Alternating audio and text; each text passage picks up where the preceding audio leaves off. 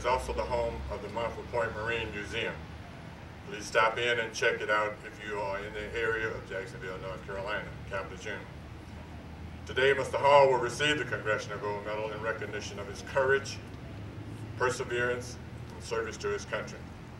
On behalf of the Montford Point Marine Association, I want to thank Mr. Hall for his service in the Marine Corps, his service to his country, and congratulate him on receiving the Congressional Gold Medal.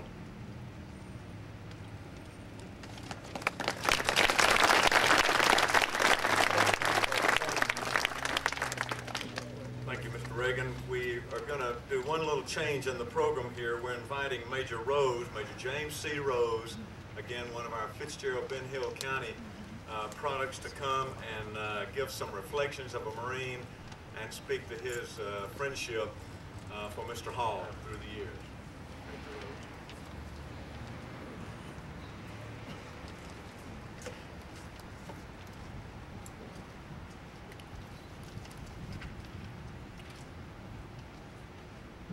I'm going to shift this over just a little bit because I got a big mouth. First of all, good morning. Good morning. Thank you all for allowing me just a few moments to speak on such a great man. But before I go into doing that, I would like for Master Gunner Sergeant Williams to stand. She worked diligently with her Montford Point Chapter Association to ensure that Mr. Hall received this prestigious award. When I first went to her, when she arrived at her command there, I not only welcomed her, and then I said, hey, Master Guns, what are you doing? Before she got an opportunity to reply, I said, thanks, I need your help. And I quickly put her onto this event here to make sure Mr. Hall receives this award. So please, if you don't mind, join me in a round of applause.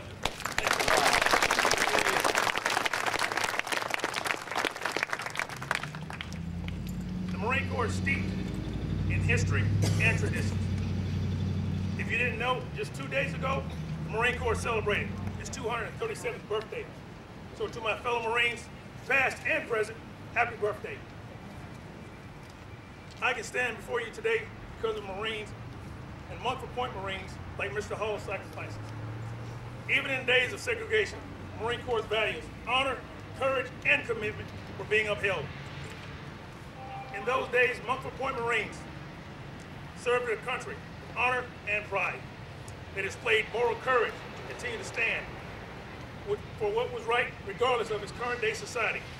Their commitment to not only God, country, and Corps, but also for the equal rights for those who were following their footsteps. Because of his dedication and devotion to duty, Mr. Hall and Montford Point Marines paved the way for future Marines, like the first African-American Marine astronaut, Major General Charles Bolden, and Sergeant Major Alfred McMichael, the first African-American to hold the highest billet, highest enlisted billet, which is Sergeant Major of the Marine Corps. Mr. Hall has been a pillar in our community for as far back as I can remember. His professionalism, character, mentorship have encouraged many to follow in his footsteps in both professions, as a Marine and mortician. I can remember back when I was a teenager, working at Piggly Wiggly, which used to stand right over there. I approached him while he was shopping, even though he seemed to be in a slight bit of a hurry. He took the time to listen as I inquired about being a mortician. He encouraged me to come and discuss further my ambitions and my interests. On another occasion, he was providing funeral services for a family member. He saw me in my dress blue uniform, and he proudly informed me he was also a Marine. Little did I know the magnitude of his service played in me being able to serve, the many accomplishments, and the success that I have achieved.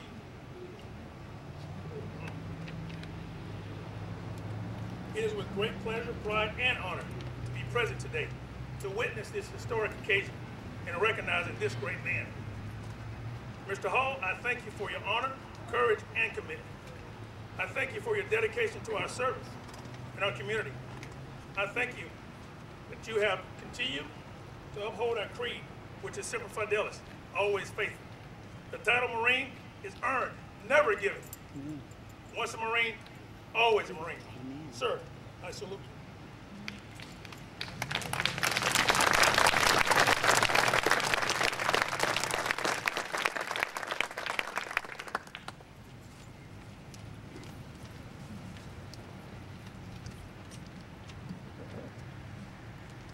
Thank you, Major Rose. And now, Colonel Steele. Well, let's see. I'm sorry, Sergeant Major Edmondson, if you'll come and give us a history of the Montford Point Marines. First of all, like Major said, I probably have the biggest mouth out of anybody out here. And it's very rare that Sergeant Major get a chance to use the mic, so I'm probably going to use the mic.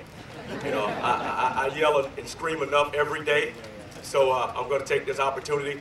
It's like Major Rose said a few days ago, 10 November, the Marine Corps birthday, myself, the commanding officer, you know, we had the Marine Corps birthday ball, but the day before that, we had the Marine Corps birthday run to celebrate 237 years of great service. So I'm a little hoarse from a couple of days ago because the Sergeant Major with a big mouth loves to call cadence. So I'm a little hoarse, so I'm going to take advantage of the mic. But like Major Rose said, I could not be standing here today without the things that Mr. Hall, Mr. Mosley, all the Montford Point Marines have done over the years. You know, the groundwork and the path they set for me to reach to be a Sergeant Major in the United States Marine Corps, you know, I can't thank them enough. You know, everything they've done, the strife, the trials and tribulations have only made things easier for me. You know, my 26 years has been, you know, it's been nothing compared to the things they had to endure, you know, in the early days. So to all the Montford Point Marines, to all the veterans who have, you know, stood on those yellow footprints, who sworn to defend the Constitution of the United States of America, I thank you and I salute you because you have done great things, but I can tell you one thing, you know, the future of the Corps, the armed forces is well in hand. The young Marines, sailors, airmen, you know, the Navy, you know, we have it well in hand. We're going to continue to march with it, and all the things that you've done, it was not in vain. We're going to continue to march, and we're going to hold up those great things that you've done before us. I can tell you that right now. Now, with that said, in 1941, President Franklin Delano Roosevelt signed Executive Order 8802, allowing African Americans to be recruited in the Marine Corps. African Americans recruits received basic training at Montford Point, North Carolina, outside Camp Lejeune. Between 1942 and 1949, there were 19,168 African American recruits trained at Montford Point. Of those Marines, over 13,000 served overseas during the war. Most were assigned to ammunition and depot companies and brought ammunition and supplies to the front lines and returned the wounded and dead to the transport ships. At the end of the war, all but 1,500 were discharged at the convenience of the government.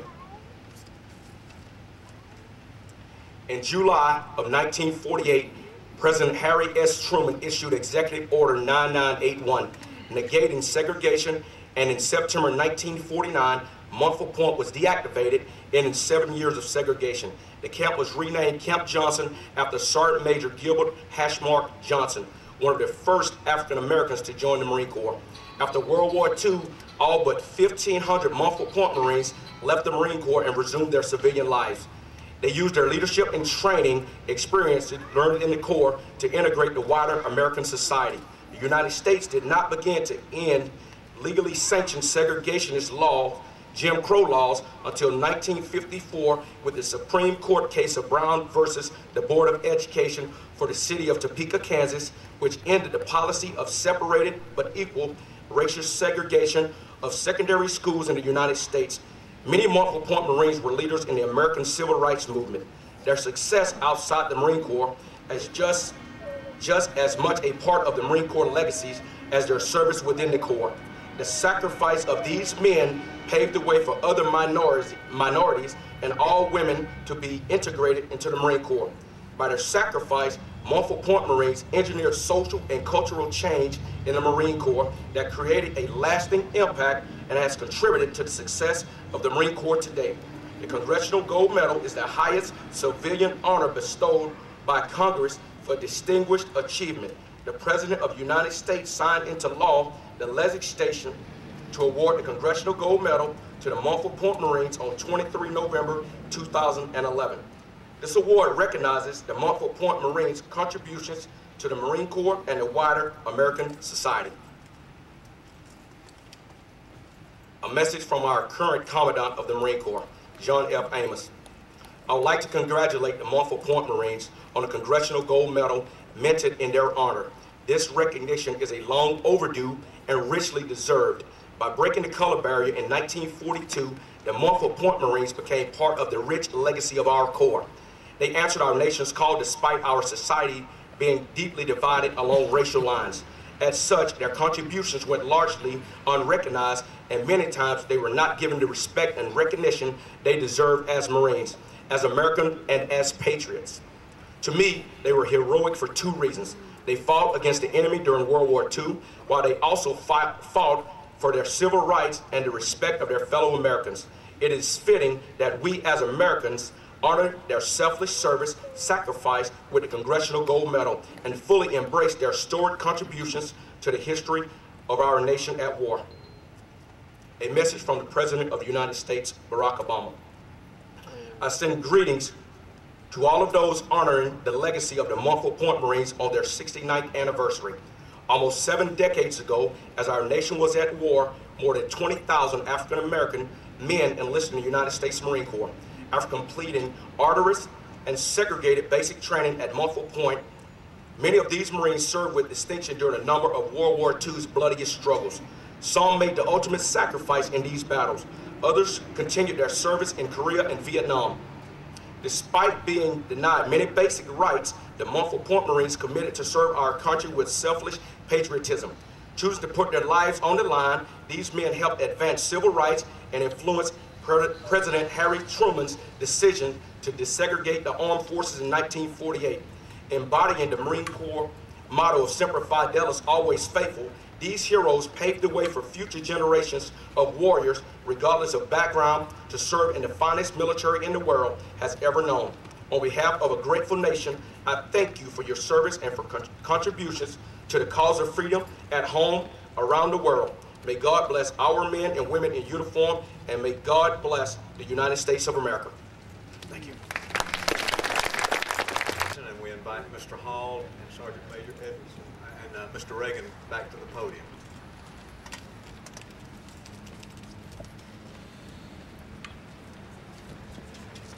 Mr. Hall, on behalf of the President of the United States Marine Corps, your community, and a grateful nation, it's my honor and privilege to present to you the Congressional Gold Medal, our nation's highest civilian award.